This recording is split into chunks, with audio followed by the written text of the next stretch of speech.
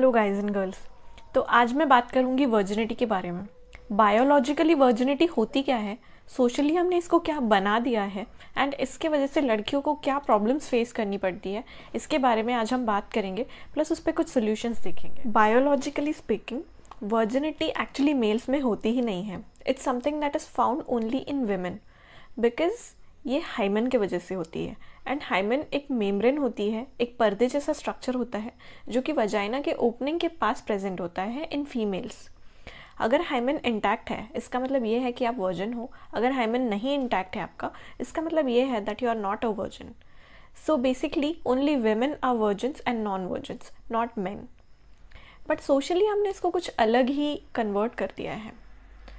Socially हमारा कहना होता है कि वो लोग, मेल्स या फीमेल्स कुछ भी हो, अगर उनका सेक्सुअल इनकाउंटर हो चुका है then they are not virgins.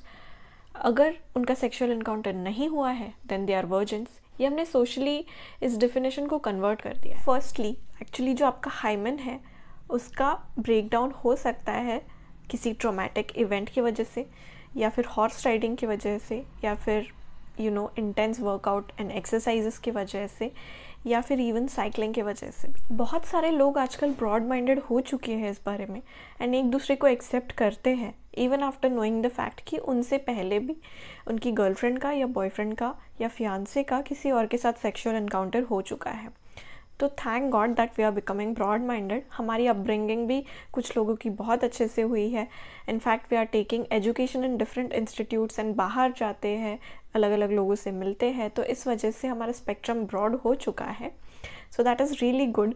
But अभी भी कुछ एरियाज़ हैं हमारे कंट्री के, कुछ विलेजेस हैं, इनफैक्ट बहुत सारी ऐसी जगहें हैं, फैमिलीज़ हैं, कल्चर्स हैं जहाँ पे ये सोच है कि अगर लड़की का सेक्सुअल इनकाउंटर हुआ है before marriage, if she is not a virgin then she is not a girl of good character.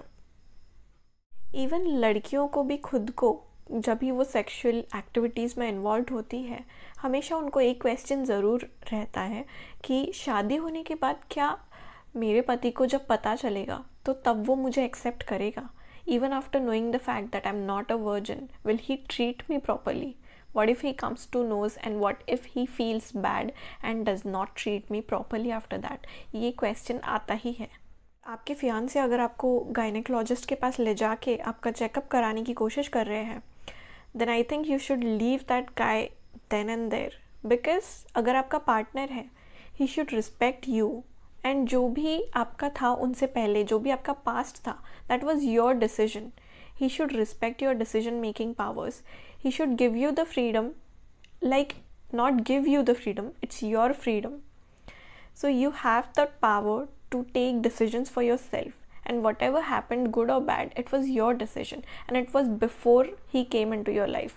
Now that he is into your life, you are ready to give your 100% to him. आप पूरा past भुला के उनके साथ रह रहे हो, आप अपनी फैमिली पीछे छोड़ने के लिए रेडी हो, आप अपना सरनेम छोड़ के उनका सरनेम एक्सेप्ट करने के लिए रेडी हो, आप उनको बहुत सारा प्यार करने के लिए रेडी हो, उनके फैमिली का पार्ट बनने के लिए रेडी हो, देन ये सब चीज़ें फिर भी अगर उस इंसान के लिए मैटर करती है, ये सब छोटी छोटी चीज़ें, देन वो इंसान आपके लिए बिल्कुल भी सही नहीं है। And guys, let me tell you one thing, that if you are marrying a girl, you should marry her because you love her.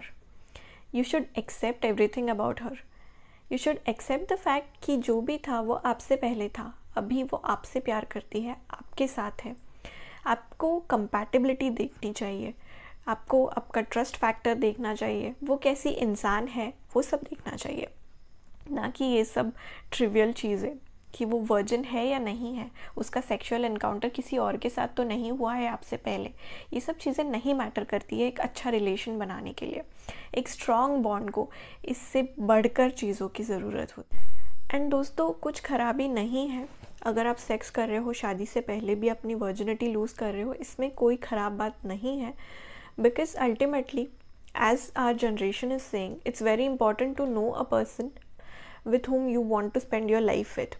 आपको जिसके भी साथ लाइफ स्पेंड करनी है, अगर आप उसके साथ ही शादी से पहले सेक्स करते हो तो इसमें कोई ख़राब बात नहीं है, because you are getting to know that person. आपको अगर उसके साथ लाइफ स्पेंड करनी है तो उसके सारे एस्पेक्ट्स जानना ज़रूरी है, आपकी खुद की खुशी के लिए एंड उनकी खुशी के लिए भी। अगर दोनों की कंपैटिबिलिटी चेक नहीं होती है प्रॉपरली तो हो सकता है कि आगे जाके प्रॉब्लम्स आए। इससे बेटर है कि पहले ही चेक कर लो if you guys are compatible or not. मेरी एक और टिप ये भी है कि whenever you are having sex with someone for the first time, जब भी आप किसी के साथ फर्स्ट टाइम सेक्स कर रहे हो या फिर अपनी वर्जिनिटी लूज़ कर रहे हो, make sure that the person is very loving towards you, that the person cares for you and makes you feel very special. You don't want to regret it because अगर कोई playboy है या फिर fuck boy है तो he'll just use you and ghost you and then you will feel really bad and regret everything. So please make sure that the person is very loving towards you. तो lastly सही क्या है, एक virgin होना सही है या एक नॉन वर्जिन होना सही है? वेल दोनों ही अपनी अपनी जगह बिल्कुल सही है।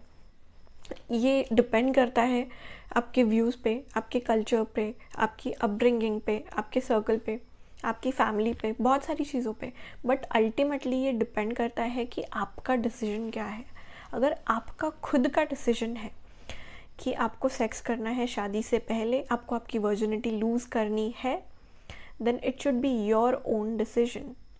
And then after taking that decision it should not matter to you कि और कोई क्या कह रहा है। You should respect your decision, you should respect yourself, then only others will start respecting you. And ladies, जो ये आप डर के मारे वर्जिनिटी रिस्टोर कराने का ऑपरेशन करा रहे हो, ये बिल्कुल भी ठीक नहीं है। इसके साथ बहुत सारे डिसएडवांटेजेस एसोसिएटेड होते हैं। इसके बारे में मैं एक डिटेल्ड वीडियो बहुत जल्दी बनाऊंगी, but I think it's always better if you find a caring partner for you. Well, हर कोई बुरा ही नहीं होता। बहुत सारे लोग हैं हमारी सोसाइटी में जो कि अपने पार्टनर का लविंग केयरिंग नेचर देखते हैं, ट्रस्ट फैक्टर देखते हैं, कंपैटिबिलिटी देखते हैं, ये सब चीज़ें नहीं देखते। ऐसे ही लोगों की हमारी सोसाइटी को बहुत ज़्यादा ज़रूरत है। गाइस एंड गर्ल्स, अगर आपको ये वीडियो पसंद आया हो तो please give me a thumbs up and subscribe to my channel. And अगर आपके कोई फ्रेंड्स हैं जिन्हें ये वीडियो देखने की ज़रूरत है तो प्लीज़ उनके साथ शेयर ज़रूर कीजिए। अगर आपको कोई भी क्वेश्चन है या कोई भी प्रॉब्लम है या आप मुझसे 1-on-1 बात करना चाहते हैं तो प्लीज़ मुझे इंस्टाग्राम पे DM कीजिए, लिंक मैं नीचे डाल दूँगी। Thank you so much and see you next time.